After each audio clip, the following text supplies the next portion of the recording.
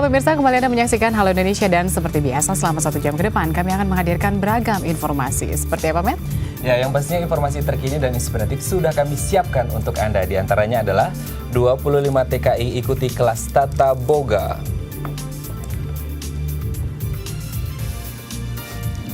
Ada pula kepedulian melalui seni ala Troto Art. Dan pada segmen bincang kita akan membahas tentang edukasi keselamatan berlalu lintas lewat taman bermain. Dan inilah Halo Indonesia selengkapnya.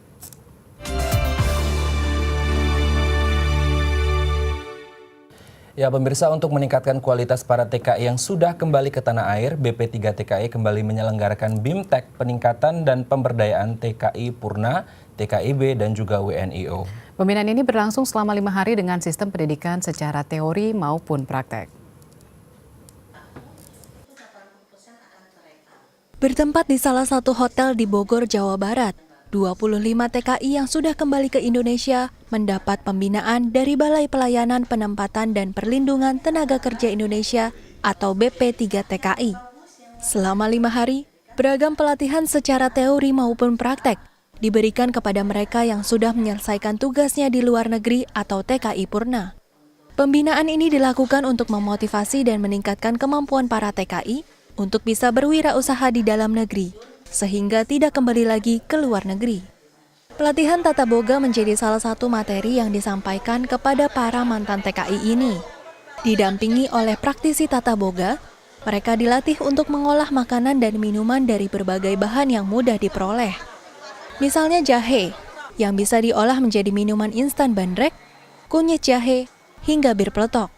Ada juga cabai yang bisa dijadikan berbagai aneka sambal, dan kentang yang bisa dijadikan sebagai mustapa atau keripik kentang. Karena Tata Boga itu setelah mendapatkan pelatihan Tata Boga diharapkan mereka bisa langsung action berusaha karena hasilnya juga cepat. Kalau keterampilan misalnya kita kemarin ini melakukan keterampilan pembuatan lampu dari kulit kerang ya dan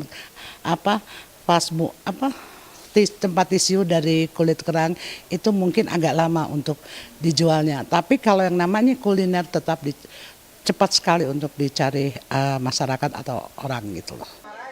Walaupun pelatihan Tata Boga ini didominasi oleh TKI pria, namun hal ini tidak mengurangi antusias dari para peserta untuk mengikuti setiap tahapan pembuatannya.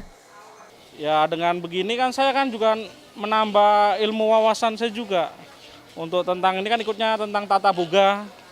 Saya juga dulunya nggak pernah tahu itu Tata Boga ya apa, baru kali ini. Saya dulu dari teknik mesin perkapalan. Pelatihan ini kan penting Mbak, buat dasar kita. Kita kan mau berwirausaha. Kalau kita mau berwirausaha nggak ada pelatihan gimana? Ya kan? Kalau kita otodidak juga kan belum tentu kita mendapatkan fasilitas yang kayak gini. Tapi di sini kita dilatih, kita belajar disiplin, belajar semuanya lah. Belajar nata keuangan juga, belajar. Pokoknya hal-hal yang positif yang diajarkan di sini. Rencananya pembinaan teknis bagi para TKI seperti ini akan diselenggarakan kembali kepada 5 angkatan TKI yang sudah kembali ke tanah air selama di tahun 2016 ini. Dona Puspita, Syahri Kurniawan, DAI TV. Ya, sebagai salah satu lembaga non-kementerian yang bertanggung jawab untuk melindungi tenaga kerja Indonesia, BNP 2 TKI menjalankan program terintegrasi bagi TKI yang sudah kembali ke tanah air. Program ini diharapkan bisa menjadi langkah awal untuk mempersiapkan dan mengembangkan potensi yang ada di dalam diri para TKI tersebut.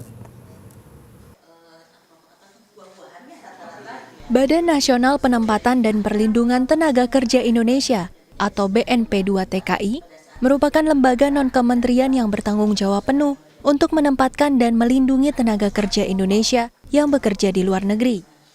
Mengembangkan potensi mereka ketika pulang kembali ke tanah air juga menjadi bagian dari tugas yang diemban oleh lembaga ini. BNP 2 TKI ini memfasilitasi para TKI Purna ini yang punya pengalaman, punya hasil dari bekerja di luar negeri untuk membangun daerahnya. Jadi kita harapkan kalau bekerja ke luar negeri ya hanya untuk cari modal saja. Tapi setelah dia kembali dia bisa membangun daerahnya. Jadi kalau ada istilahnya dulu itu pahlawan devisa, sekarang mestinya begitu kembali mereka bisa menjadi pahlawan desa. Pemberdayaan TKI Purna dilakukan dengan menyelenggarakan program terintegrasi. di mana kegiatan ini dimulai dengan memberikan pelatihan kewirausahaan selama beberapa hari, baik secara praktek maupun secara teori. Pelatihan ini juga melibatkan beberapa praktisi, seperti pengusaha, motivator, hingga pihak perbankan. Kalau teman-teman kepengen punya usaha, kita carikan mitra industri. Mitra industri ini sebetulnya yang jadi bapak angkatnya nantinya. Kemudian kita carikan mitra lokalnya. Mitra lokal ini adalah pendamping. Kalau ini sudah bersinergi, usaha berjalan, kita carikan lembaga keuangannya. Jadi ada 3 pilar di sini, lembaga keuangan, mitra industri, dan mitra lokal.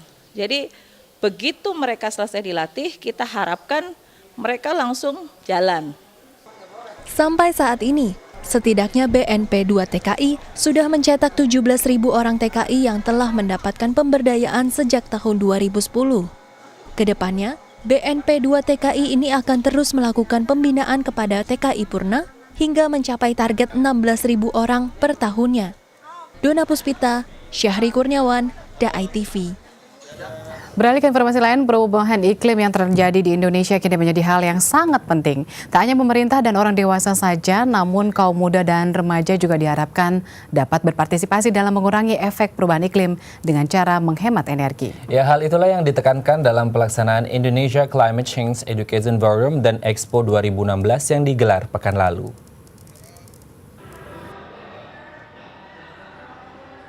Perubahan iklim menjadi perbincangan di dunia internasional dalam beberapa tahun terakhir. Perubahan iklim merupakan perubahan cuaca rata-rata, seperti adanya peristiwa ekstrim yang semakin sedikit atau semakin banyak, sehingga berdampak pada terjadinya bencana alam.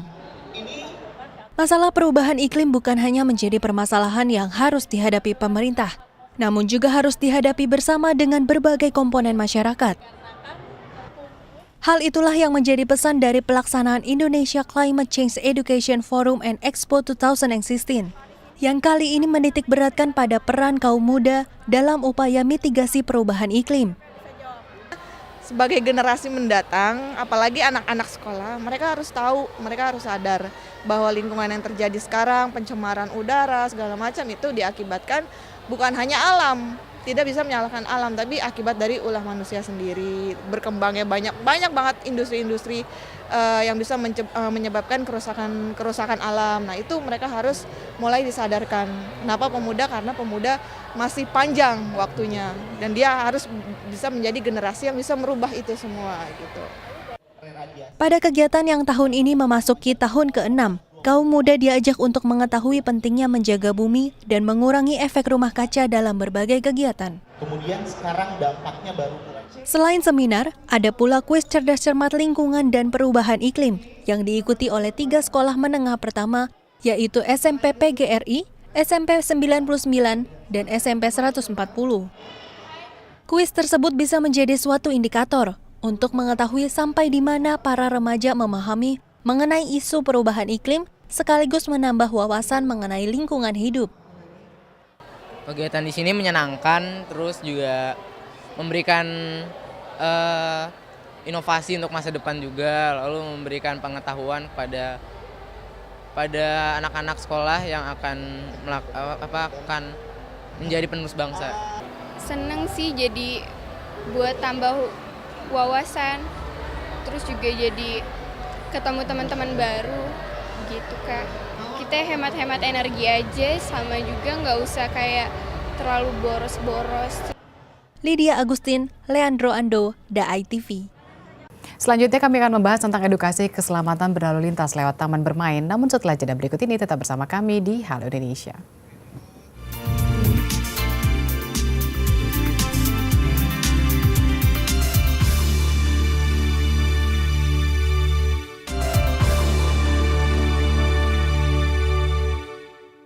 Ya, pemirsa, dalam rangka memperingati Hari Bumi yang ke-45 pada 22 April 2016 mendatang, Universitas Bunda Mulia mengadakan Pekan Hari Bumi yang berlangsung pada 18 hingga 23 April 2016. Lalu bagaimana suasana peringatan Hari Bumi di Universitas Bunda Mulia? Saat ini kami sudah terhubung dengan rekan kami Lydia Agustin. Ya, silakan Lydia dengan laporan Anda. Ya, silakan Lydia. Ya, baik Madlia, Vince, dan juga pemirsa di rumah. Hari Bumi adalah hari pengamatan akan bumi yang dilakukan setiap tahunnya oleh kurang lebih dari 175 negara dan salah satunya adalah Indonesia. Untuk memperingati Hari Bumi ini, Universitas Bunda Mulia mengadakan Pekan Hari Bumi yang diselenggarakan sejak 18 April 2016 hingga 23 April 2016. Dan Pekan Hari Bumi kali ini adalah Pekan Hari Bumi ke-45 yang nantinya akan berselenggarakan tanggal 22 April 2016 mendatang. Untuk itu saya sudah bersama dengan Bapak Dekan dari Fakultas Ilmu Sosial dan juga Humaniora, Bapak Sugeng. Ya, silakan Bapak Sugeng, untuk Pekan Hari Bumi kali ini, alasannya, latar belakangnya mengapa diadakan Pekan Hari Bumi di Bunda Mulia ini ada seperti apa? Ya, jadi ini adalah salah satu acara tahunan dari Fakultas Ilmu Sosial dan Humaniora Universitas Bunda Mulia. Dan ini berlangsung untuk yang tahun ketiga. Kami setiap tahun mengangkat sebuah isu. Nah, untuk tahun ini kita mengangkat isu mengenai lingkungan hidup, terutama memperingati Hari Bumi yang jatuh tanggal 22 April 2016 ini. Kita mengangkat isu ini karena apa? Karena kami ingin UBM pada khususnya dan masyarakat pada umumnya itu memahami pentingnya lingkungan. Kita perlu mengapresiasi lingkungan setelah manusia begitu luar biasa mengeksploitasi. Mungkin pelaksanaannya bisa dimulai dari kampus. Jadi kami juga ingin menunjukkan bahwa UBM pun juga concern dengan lingkungan. Oke, lalu bentuk kegiatan dari Pekan Hari Bumi ini seperti apa saja? Ya, seperti di latar ini kita pembukaan menampilkan nanti fashion show dengan menggunakan bahan-bahan daur ulang. Kegiatan-kegiatan hampir semua kegiatan mulai tanggal 18 sampai 23 berkaitan dengan lingkungan. Workshop tentang lingkungan, seminar tentang lingkungan, kemudian juga pengumpulan barang-barang bekas, sampah yang nanti akan didaur ulang. Jadi semuanya berkaitan dengan tema lingkungan. Lalu temanya untuk kali ini temanya seperti apa dan nilai apa yang mau diangkat, Pak? Ya, kita mengangkat mengenai kita perlu fokus kepada bumi. Kita perlu mengapresiasi bumi sehingga semua kegiatan juga berkaitan dengan bagaimana kita berupaya ikut melestarikan lingkungan, terutama untuk memberikan perhatian pentingnya bumi bagi kehidupan manusia. Harapannya dari adanya Pekan Hari Bumi ini seperti apa, Pak? Ya, harapan semua mahasiswa UBM pada umumnya dan masyarakat pada UBM pada khususnya dan masyarakat pada umumnya itu betul-betul mencintai lingkungan, memperhatikan lingkungan. Bisa dimulai dari diri sendiri dengan memperhatikan kebersihan lingkungan, kebiasaan membuang sampah, kebiasaan untuk tidak menggunakan plastik gitu ya, sesuai dengan peraturan yang baru mengenai plastik. Kita harapkan mahasiswa UBM juga lebih memperhatikan itu. Dan Pekan Hari Bumi di Universitas Bunda Mulia ini bekerja sama dengan Kementerian Lingkungan Hidup, Kopertis Wilayah 3, Kementerian Pariwisata, dan juga Yayasan Buddha Seci yang memang peduli terhadap lingkungan. Dan saat ini saya sudah bersama dengan salah satu anggota dari Secing yang merupakan anggota dari Universitas Bunda Mulia juga. Dan bentuk partisipasi kamu terhadap Pekan Hari Bumi kali ini seperti apa, Jasa saja? Secing akan melakukan sosialisasi untuk pelestarian lingkungan dengan konsep 1 hari 5 kebajikan, yaitu dengan hemat air, hemat listrik, lalu mengubah transportasi, menggunakan alat makan ramah lingkungan, dan juga dengan bervegetarian. Seperti itu. Selain itu juga kita juga mensosialisasikan mengenai seci dan secing, dan juga ada sosialisasi mengenai celengan bambu. Lalu mengapa kamu ingin berpartisipasi dalam kegiatan ini? Karena saya melihat banyak mahasiswa-mahasiswi di sini kurang begitu memperhatikan lingkungan dan juga kurang peduli pada lingkungan. Jadi kita ingin mensosialisasikan mengenai pentingnya pelestarian lingkungan kepada mereka. Terima kasih, dan demikian laporan yang dapat kami sampaikan secara langsung di Universitas Bunda Mulia. Kembali ke studio. Baik, terima kasih Lydia atas laporannya. Dan kalau kita berbicara tentang lingkungan, banyak sekali hal yang harus kita lakukan. Salah satunya mungkin adalah pendauran ulang, kemudian mengurangi penggunaan sampah plastik. Karena memang sampah plastik adalah sampah terbanyak dan hampir 60% sampah itu datangnya dari domestik atau rumah tangga. Dan kita juga akan menyambut Hari Bumi nanti pada tanggal 22. Dan mungkin ini juga salah satu bentuk yang mungkin bisa diapresiasi terhadap anak muda kita ya, yang ada di Universitas Bunda Mulia ya. Betul sekali. Nah tadi kalau kita berbicara tentang kesadaran tentang kebersihan atau juga kepedulian kita terhadap lingkungan, sekarang kita kesadaran berlalu lintas. Ya, dan dalam segmen bincang kali ini kita akan membahas tentang jadikan anak sebagai pelopor keselamatan dalam berlalu lintas. Seperti kita tahu bahwasanya ternyata keselamatan atau kecelakaan di jalan raya ini meningkat drastis di tahun 2015. 1 juta kasus kecelakaan terjadi dan 90%-nya ini terjadi karena memang pelanggaran berlalu lintas. Dan karena kurangnya kesadaran mereka terhadap peraturan lalu lintas tentunya. Betul sekali. Nah, melihat hal ini kemudian Kementerian Perhubungan melakukan berbagai macam sosialisasi untuk supaya masyarakat jauh lebih sadar akan berlalu lintas. Nah, salah satunya juga dibangunnya sebuah taman lalu lintas di sebuah TK yang ada di Jakarta. Ya, sebagai tempat edukasi ya. Betul sekali, memang harus dari sedini mungkin ya. Oke, nah untuk membahas tentang hal ini telah hadir bersama kami di Studio Halo Indonesia Bapak Edi AMD LLAJ SOS MM selaku Direktur Pembinaan dan Keselamatan Jalan Kemenhub. Namun sebelum kita berbincang dengan beliau, kita saksikan dulu tayangan berikut. Angka kecelakaan lalu lintas di Indonesia masih tergolong tinggi. Tercatat pada tahun 2015 terdapat 1 juta kasus kecelakaan yang terjadi, dengan total 90%-nya diakibatkan oleh perilaku tidak disiplin para pengguna jalan. Seperti tidak mengenakan helm saat mengendarai motor, melawan arus jalan, tidak mengenakan sabuk pengaman saat mengendarai mobil, dan mengonsumsi minuman keras saat berkendara. Melihat hal ini, Direktur Pembinaan dan Keselamatan Perhubungan Darat Kementerian Perhubungan berupaya menyadarkan masyarakat akan pentingnya menjaga keselamatan diri saat berada di jalan, dengan memberikan edukasi disiplin berlalu lintas sejak dini, khususnya bagi anak-anak. Hal ini dilakukan karena anak-anak dinilai memiliki rasa keingintahuan yang lebih tinggi, dengan daya ingat yang lebih panjang, sehingga mereka dapat tumbuh menjadi pelopor keselamatan lalu lintas.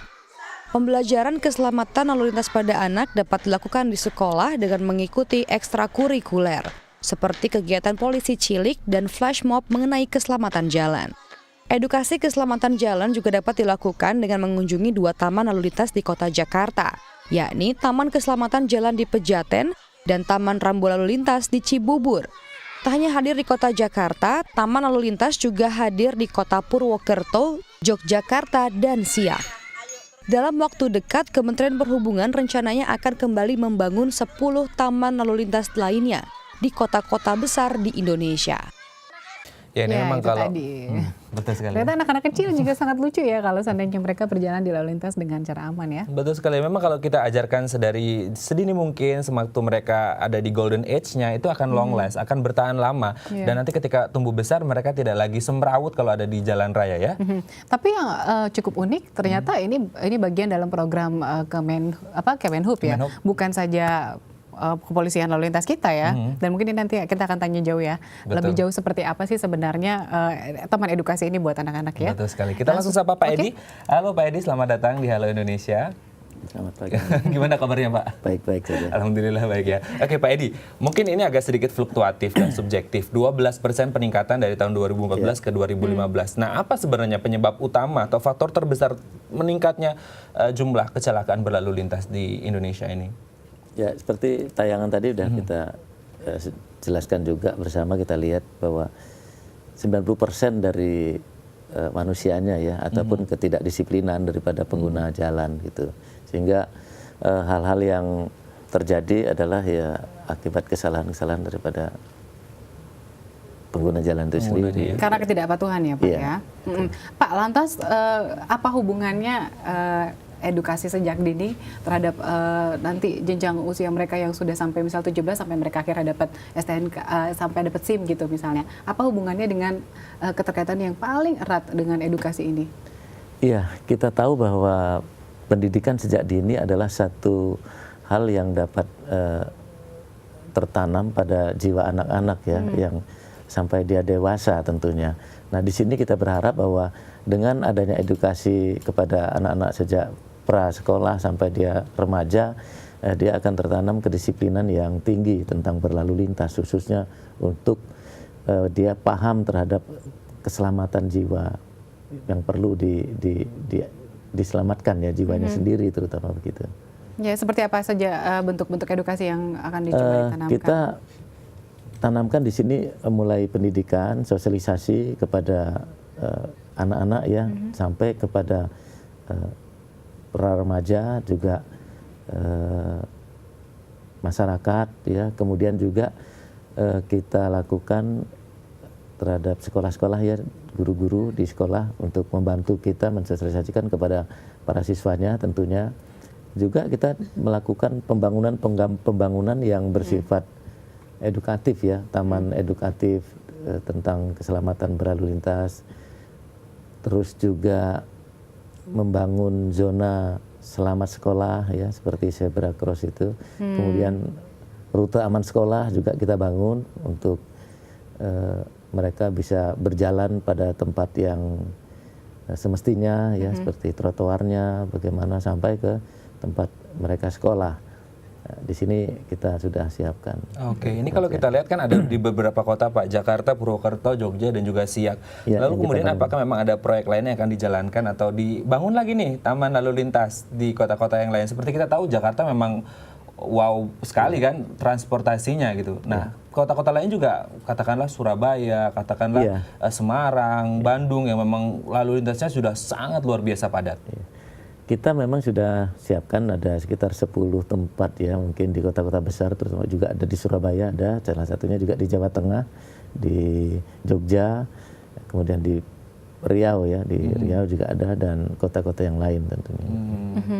Tapi memang jangka panjangnya sendiri apa sih Pak program ini, selain karena memang untuk ya mendidik sedari dini gitu? Ya, tujuan kita adalah menekan angka kecelakaan yang berakibat juga fatal ya terhadap korban jiwa tentunya. Ini tujuan utama kita, yaitu keselamatan. Tapi memang kalau kita berbicara di jalan raya, Vince ya, sepatuh-patuhnya ketika memang ada sisi emosi di situ ya akhirnya terjadi juga kecelakaan, karena memang masih faktor muda. ego, masih muda juga. Dan kita tahu juga anak-anak sekarang belum 17 tahun pun sudah banyak pakai motor ya, seperti itu. Dan mungkin kayak kita harus mengedukasikannya sejak dini tadi. Tapi nanti kita akan tanya jauh nih Pak, seperti apa sih sebenarnya konsepnya dari Kemenhub sendiri untuk Taman Edukasi Sadar Lalu Lintas ini ya Pak ya. Nanti kita akan bahas setelah segmen berikut ini. Pemirsa, kami masih ada informasi lain dan kami masih akan melanjutkan perbincangan kami dengan Bapak Edi. Sesaat lagi kami akan kembali.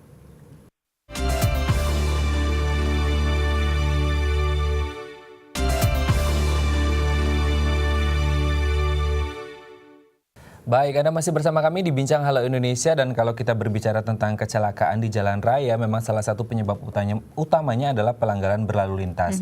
Memang ujung dari pelanggaran berlalu lintas adalah kecelakaan. Nah, yang menjadi pertanyaan adalah apakah memang tingkat kecelakaan yang tinggi ini juga dipengaruhi oleh tingkat kurang sadarnya para pengendara di jalanan yang kemudian melanggar lalu lintas. Seperti kita tahu banyak rambu-rambu lalu lintas sebenarnya sudah ada, tapi apakah dipatuhi? Nah, mungkin juga karena memang tidak pernah diperkenalkan sejak dini. Mungkin. Betul sekali. Dan mungkin juga banyak hal faktor-faktor di luar yang mungkin kita tidak tahu ya. Kita tanyakan langsung ke Pak Edi. Pak Edi, faktor kecelakaan memang sangat luar biasa tinggi, tapi salah satunya adalah pelanggaran berlalu lintas. Apakah memang ini salah satu efek dari tidak adanya pendidikan usia dini tentang keselamatan berlalu lintas sehingga akhirnya muncullah ide ini? Ya, mungkin salah satunya itu ya, salah satunya ya, karena tadi kita bahwa sejak dini adalah satu usia yang cukup efektif untuk menanamkan satu ilmu ataupun kedisiplinan berlalu lintas khususnya gitu. Situ. Nah, kalau misalnya bicara tentang masalah peraturan rambu-rambu lalu lintas, kira-kira seperti apa sih Pak edukasi yang paling sederhana terhadap anak-anak? Iya, untuk di sekolah-sekolah mulai prasekolah maupun setelah dia sekolah TK sampai juga remaja SMA juga. Di sini kita kan tadi membangun taman edukatif keselamatan berlalu lintas ya, khususnya transportasi darat. Nah, di situ kan kita bangun satu seperti miniatur ya, miniatur tentang rambu-rambu lalu lintas, kemudian jalan, kemudian bentuk-bentuk traffic light dan alat perlengkapan lalu lintas tentunya. Dan mereka boleh naik sepeda dan Iya. ada juga gurunya di situ Di ya. situ untuk pembelajaran mereka bahwa di tempat menyeberang yang benar adalah di zebra cross dan tentunya berjalan juga harus di trotoar yang ada sehingga terhindar dari kecelakaan ataupun terserempet kendaraan yang sedang melaju. Seperti itu. Nah, contoh-contoh kecilnya ya. itu contoh kecilnya ya Pak. Nah Pak Edi, sekarang kita ke konsepnya. Taman ini kan ada di beberapa kota. Ya. Nah, pertama kali di Jogja mungkin ya, pernah ya. Dan akhirnya ada di Jakarta. Konsepnya seperti apa sih sebenarnya? Kenapa harus ada di tengah sekolah taman kanak? Dan kenapa juga apakah sekolah lain juga boleh meminjam tempat itu untuk edukasi juga? Bagaimana? Ya tentunya boleh saja ya. Kenapa dia di sekolah? Karena tujuan kita kan itu kan berbentuk taman ya, bentuk taman di ruang terbuka. Ruang terbuka kan kalau didekatkan dengan tempat lokasi sekolah anak-anak tentunya lebih pas gitu untuk mereka bersama-sama dengan guru nanti untuk diberikan satu pembelajaran ataupun dari tim, dari kementerian maupun dari dinas-dinas perhubungan setempat untuk memberikan satu pelajaran kepada mereka sehingga lebih dekat gitu. Dan untuk sekolah-sekolah lain yang tentunya jauh ataupun ingin meminjam lokasi tersebut ya silakan saja, tetapi mungkin koordinasi dengan pemilik taman ya, atau itu kalau itu milik pemerintah daerah ya izin di pemerintah daerah, kalau milik sekolah ya izin kepada sekolah yang bersangkutan. Saya rasa tidak ada masalah. Oke, ini mungkin masyarakat juga banyak yang ingin tahu sebenarnya seperti apa sih Taman Edukasi Keselamatan Jalan ini ya Pak ya. Kita saksikan dulu dalam tayangan berikut. Taman Edukasi Keselamatan Jalan yang berada di TK Strada Pejaten, Jakarta Selatan merupakan satu dari 2 taman lalu lintas yang ada di Jakarta. Taman yang diresmikan pada 5 April 2016 lalu merupakan hasil kerjasama pihak sekolah dengan Kementerian Perhubungan Republik Indonesia. Berdiri di atas lahan seluas 400 meter persegi, Taman Edukasi Keselamatan Jalan ini dilengkapi dengan 30 rambu lalu lintas, 10 unit sepeda anak, dan jalur 1 arah yang digunakan untuk simulasi keselamatan jalan. Dalam proses simulasi, anak-anak berperan sebagai pengguna jalan yang mengemudikan sepeda di jalur yang telah disediakan. Sedangkan guru pendamping berperan sebagai polisi lalu lintas yang akan menegur anak-anak bila melakukan pelanggaran lalu lintas. Jika ada anak yang terkena teguran, guru yang berperan sebagai polisi akan menjelaskan arti dari rambu-rambu tersebut. Meski berada di dalam kompleks sekolah swasta, namun Taman Edukasi Keselamatan Jalan ini terbuka untuk umum. Warga murid taman kanak-kanak lain yang berada di sekitar Pejaten pun diperbolehkan menggunakan taman edukasi ini. Dengan catatan, harus tetap menjaga kebersihan taman dan keutuhan fasilitasnya. Melalui kegiatan positif ini, Kemenhub berharap agar anak-anak dapat mengerti dan memahami pentingnya menaati rambu lalu lintas. Anak-anak juga diharapkan berperan aktif sebagai pelopor keselamatan lalu lintas. Ya ini kalau memang dididik sedari kecil juga akan bertahan lama di pikirannya sehingga ketika nanti sudah besar ya akan taat.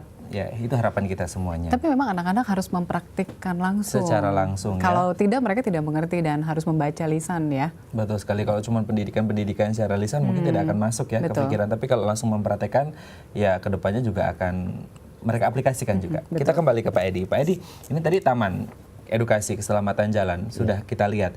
Yang menjadi pertanyaan itu di lahan siapa? Apa memang di lahan sekolah atau lahan milik Pemda atau milik siapa dan siapa yang mengelola akhirnya? Ya, kita memberikan bantuan, kita untuk pendanaan dari kita juga dari pusat ya, dari Kementerian Perhubungan khususnya di Direktorat Pembinaan Keselamatan menyediakan dana ya, tentunya melalui usulan terlebih dahulu dan di daerah menyiapkan lahannya, baik itu milik pemerintah kabupaten atau kota ataupun milik sekolah secara pribadi tidak ada masalah asalkan lahan tersebut adalah lahan yang resmi ya, tidak bersengketa itu. Siapa yang menunjuk bahwa sekolah ini layak untuk jadi salah satu taman edukasi? Ya atas permintaan yang bersangkutan nanti kita survei ke sana memungkinkan atau tidak untuk dibangun satu taman edukasi. Dan berarti kalau seandainya ada sekolah-sekolah lain yang ingin sekolahnya jadi taman edukasi untuk lalu lintas juga tidak apa-apa ya Pak? Tidak apa-apa. Baik, nanti kita masih akan melanjutkan perbincangan kita lagi nanti Pak tentang taman edukasi ini ya Pak. Pemirsa, kami masih akan melanjutkan perbincangan kami tentang edukasi lalu lintas untuk anak-anak usia dini. Namun setelah yang satu ini kami masih akan kembali.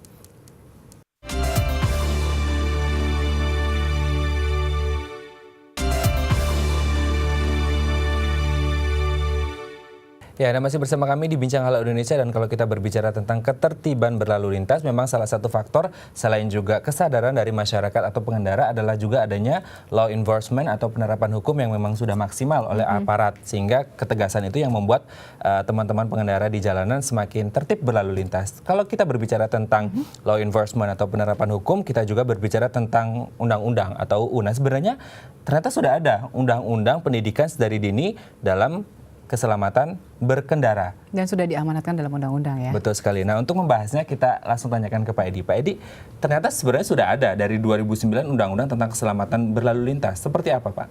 Iya, memang di Undang-Undang Nomor 22 Tahun 2009 di Pasal 208 itu bahwa untuk melaksanakan pendidikan berkeselamatan tentang berlalu lintas ya sejak dini harus dilaksanakan, itu sudah diamanatkan di undang-undang tersebut gitu sejak tahun 2009. Nah, dan di daerah saya rasa di dinas-dinas perhubungan kabupaten maupun kota sebagian besar ya itu sudah rutin melaksanakan sosialisasi ke sekolah-sekolah mulai TK sampai SMA, itu sudah rutin untuk diberikan pembelajaran maupun sosialisasi dengan berbagai simulasi tentunya di sana. Sudah ada berapa sekolah, Pak?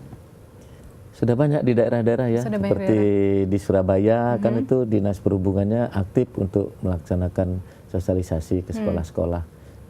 Hampir merata mungkin karena sudah bertahun-tahun dilakukan dan bergantian diberikan pembelajaran kepada anak-anak sekolah tersebut, termasuk simulasi, tanya jawab, kemudian juga diberikan satu modul ya seperti modulnya seperti apa, Pak? Modul seperti ini ya kita bagikan ke sekolah maupun di perpustakaan sekolah itu. Oke, isi modulnya apa saja, Pak, yang boleh saya? Tentunya tentang utamakan keselamatan keluarga, panduan untuk keselamatan anak ya. Tentang mengenal rambu-rambu juga di situ. Mengenal rambu-rambu dan selalu ada pendamping di sini. Berarti di sini ini diberikan langsung pada saat nanti. Diberikan pada saat pemberian sosialisasi itu.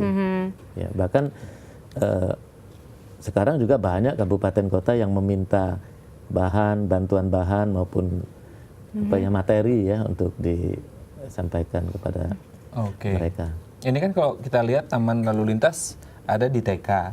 Dan kalau kita lihat range umurnya ini kurang lebih sekitar 5 tahun. Sementara mereka baru akan mendapatkan SIM di usia 17 tahun, yaitu 12 tahun kemudian. Yang menjadi pertanyaan adalah apakah dalam tempo 12 tahun ini itu mereka masih mengingat hal-hal itu, Pak? Kemudian bagaimana merawat ingatan anak-anak ini untuk kemudian nanti ketika sudah 17 tahun mereka masih ingat dengan hal-hal itu? Iya, memang usia sejak dini ini usia yang paling mudah untuk diberikan satu materi ya, untuk dia menyerap satu pembelajaran dari orang tuanya, dan sampai besar dia akan ingat, akan patuh terhadap apa yang diajarkan pada saat dia masa kecil, mana yang baik, mana yang buruk gitu. Saya rasa demikian, dan itu sudah karakter seorang anak ya. Baik. Terakhir Pak Edi, kira-kira akan target berapa taman edukasi lagi yang akan dibangun oleh Kemenhub? Tentunya sebanyak-banyaknya ya. Dan di samping itu untuk pendidikan tentang kelalu lintasan juga sebagai taman yang tentunya indah ya bentuknya ya, tidak kumuh ya. Mereka juga senang untuk bermain-main di tempat-tempat seperti itu. Tapi kan untuk proses menuju ke sana pasti selama ini ada kendala nih, Pak. Nah, kira-kira kendalanya apa saja? Biasanya kendalanya itu di lahan ya. Lahan itu yang agak sulit ya. Kadang-kadang dari pihak pemohon juga lahannya ada, ternyata lahan tersebut statusnya yang masih bermasalah kepemilikannya ataupun surat-suratnya masih sengketa. Nah, di situ. Tapi mudah-mudahan hal-hal seperti itu tidak terlalu banyak. Ya. Oke, ini tadi kalau kita lihat memang salah satu yang melakukan sosialisasi adalah Kemenhub, Dishub, dan berbagai kepolisian, instansi yang lainnya. Nah, menjadi pertanyaan adalah ketika ini rutin diadakan di sekolah atau TK, ini tidak hanya guru saja saya yakin yang ikut berpartisipasi di situ, tapi juga mungkin dari pihak Dishub ataupun Kemenhub. Nah, memang apakah ada memang sertifikasi khusus, kualifikasi khusus supaya apa yang diajarkan itu harus sesuai, tidak berbeda dengan yang ada di lapangan, Pak? Seperti apa?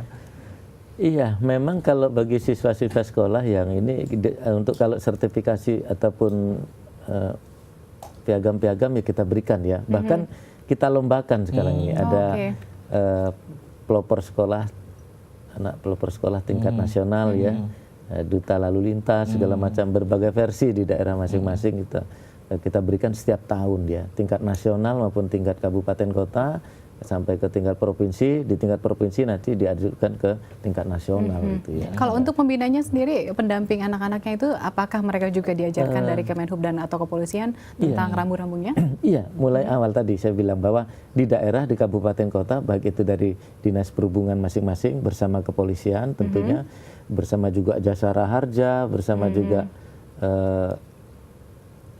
bidang yang lain ya. Karena di situ nanti diajarkan tentang berlalu lintas, disiplin, tentang dari berbagai ilmu yang nanti pengajarnya juga diambil dari berbagai keterampilan ya, berbagai bidang studi ya. Ada yang dari tentang undang-undang lalu lintasnya, tentang masalah jasara harja, asuransi, kecelakaan. Oh, sampai asuransinya juga mereka diajarkan. Jadi bagaimana prosedur, mekanisme, dan bagaimana kalau terjadi kecelakaan, apa yang harus dilakukan itu ada juga. Jadi dari dinas kesehatan ya kita libatkan untuk memberikan satu materi tentang. Oke, ini kalau kita lihat memang program yang sangat luar biasa bagus. Lalu kemudian bagaimana respon entah dari sekolah atau orang tua siswa atau masyarakat sekitar yang melihat program ini? Karena memang sebenarnya kita harus perlu punya program seperti ini melihat angka kecelakaan di Indonesia yang jumlahnya semakin bertambah setiap tahun, Pak. Iya, respon masyarakat, bahkan masyarakat umum pun banyak yang meminta untuk diberikan satu pembelajaran ataupun sosialisasi kepada mereka. Masyarakat umum yang kita kan bersama radio, televisi, dan itu kan didengar masyarakat bahwa ada satu sosialisasi tentang lalu lintas baik di sekolah, dan mereka banyak merespon melalui radio ya, yang langsung talk show untuk kapan diberikan kepada masyarakat awam yang di penduduk masyarakat di umum ya, untuk diberikan satu pembelajaran tentang lalu lintas. Dan ini banyak responnya karena waktu itu saya berada di Surabaya kan cukup tahu persis terhadap masyarakat yang membutuhkan tentang lalu lintas ini. Baik Pak Edi, terima kasih Pak Edi atas sharingnya bersama kami, dan pemirsa DAI nanti mungkin bisa kalau ingin menanyakan bisa kemana nih Pak kalau ingin sekolahnya ada taman? Nanti kita bisa langsung ke Menhub atau silakan ke Direktorat Pembinaan Keselamatan. Direktorat Pembinaan Keselamatan. Direktorat Jenderal Perhubungan Darat, Kementerian Perhubungan. Oke, terima kasih. Semoga programnya sukses terus ya Pak, dan ada merata di seluruh daerah ya. Pemirsa, kami masih memiliki banyak informasi lain, tetap bersama kami di Halo Indonesia.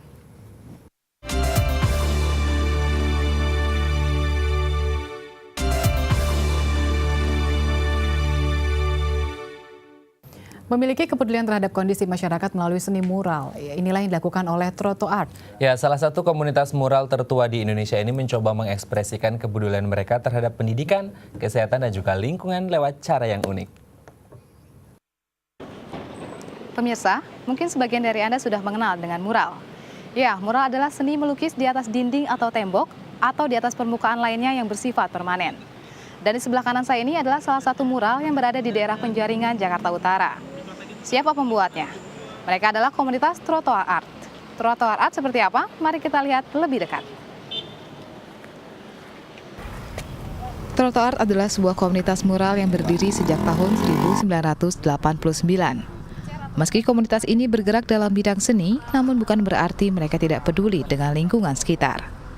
Komunitas yang digagas Joni Patriati Karlah beserta 4 orang rekannya tidak hanya peduli pada seni, tapi juga peduli dengan kondisi pendidikan anak-anak usia taman kanak-kanak di sekitar rumahnya. Dengan mengajak mereka belajar di sekolah murah yang digagas oleh Joni dan kerabatnya, dengan biaya Rp20.000 sampai Rp50.000 setiap bulannya. Komunitas ini juga peduli dengan kaum ibu, dengan mengajak mereka mengikuti senam setiap hari Minggu pagi. Bahkan Joni bersama dengan komunitasnya juga terlibat dalam suatu kegiatan pembersihan lingkungan dari sampah, yang kemudian digunakan untuk keperluan warga beraktivitas. Itu konten seninya, seni rupanya. di luar konten seninya ya kami memberi kebijakan berupa layanan ke masyarakat kayak layar tancap, itu kan ada seni juga kan, terus belajar bahasa Inggris, menggambar dan bahasa Inggris, melukis dan bahasa Inggris juga ya senam ke ibu-ibunya, dan banyak layanan-layanan yang terakhir tahun 2015 kemarin mengadakan sunatan massal itu karena permintaan warga. Membuat mural masih menjadi aktivitas rutin yang dilakukan Troto Art. Kali ini, Joni bersama anggota komunitasnya membuat mural di bantaran Kali Opak di kawasan Penjaringan, Jakarta Utara. Kali ini mereka membuat mural dengan tema kondisi di kota Jakarta. Ketika karya itu, mural itu tercurahkan atau terrealisasi dengan hasil yang begitu sampai sekarang ada gitu kan, saya merasa senang sih, karena otomatis kepuasan itu ada ya, didapatkan gitu kan. Istilahnya bisa dirawat, bisa dijaga dengan masyarakat setempatnya juga gitu, bisa merawat. Ya alhamdulillah lah, keren, asik ya. Menjadi seniman bukan berarti tidak bisa berbagi dengan masyarakat. Dengan gambar dan kata-kata motivasi yang dibuat Joni bersama dengan komunitasnya, ia berharap akan semakin banyak orang yang peduli dengan lingkungan di sekitarnya. Meli Puspita, Rizky Arifanto, Dai TV. Ya, memberikan pendidikan terhadap anak-anak adalah tanggung jawab setiap orang tua. Namun tidak semua akan mendapatkan pendidikan yang diharapkan, seperti yang terjadi di Penjaringan, Jakarta Utara. Peduli akan kondisi ini, sekelompok masyarakat mendirikan sekolah murah bagi anak-anak prasejahtera di sana. Setiap anak berhak mendapatkan pendidikan. Inilah tujuan didirikannya Taman Kanak-Kanak, Kelompok Bermain dan PAUD Gelora Bangsa di kawasan Penjaringan, Jakarta Utara. Keberadaan sekolah yang berdiri sejak 15 tahun yang lalu tidak terlepas dari peran Rina dan Joni Patriati Carla. Pasangan suami istri ini memiliki alasan untuk mendirikan sekolah di kawasan Penjaringan, Jakarta Utara. Karena aku melihat di sini kan lingkungannya untuk dunia pendidikan itu anak-anak kurang. Jangankan untuk yang kecil, yang sudah SD atau SMP saja, mereka untuk pendidikan itu kurang. Mereka sekolah tiba-tiba putus. Sekolah SMP kelas 2 tiba-tiba mereka putus sekolah. Apalagi untuk yang anak-anak, aku berpikir kan awalnya itu dari itu, mereka kan yang memang yang lebih murni gitu. Aku lebih senang dengan anak-anak, melatih motorik mereka supaya mereka lebih cerdas. Kalau mereka dari dasarnya sudah cerdas, sudah kita rangsang dengan itu, mereka biasanya nanti terus akan berlanjut. TK Gelora Bangsa ini merupakan rekanan dari komunitas Troto Art, sebuah komunitas seni yang peduli terhadap kesejahteraan masyarakat kurang mampu. Anak-anak bersekolah di sini kebanyakan berasal dari keluarga prasejahtera yang terpaksa putus sekolah karena ketiadaan biaya. Bahkan ada juga orang tua yang sama sekali tidak peduli dengan pendidikan anak-anaknya. Biaya untuk sekolah di sini terbilang murah, di mana biaya yang harus dikenakan pada anak didik sekitar Rp20.000 hingga Rp50.000. Bahkan ada pula yang tidak harus membayar uang sekolah. Meski kondisi sekolah tidak terlalu besar, dengan hanya memiliki 2 ruang kelas dan berada di pinggir jalan, namun pihak sekolah berupaya untuk memberikan pendidikan sebaik mungkin dengan mengacu pada kurikulum yang berlaku. Meli Puspita, Rizky Arifanto, Dai TV. Pemirsa, pengalaman berkeliling Indonesia dan mencicipi kekayaan kuliner setiap daerah menjadi inspirasi bagi pakar kuliner Indonesia William Wongso untuk membuat sebuah buku bertajuk Flavor of Indonesia. Ya, buku ini mengupas kekhasan makanan tradisional dari setiap daerah dan memperkenalkannya pada masyarakat dunia.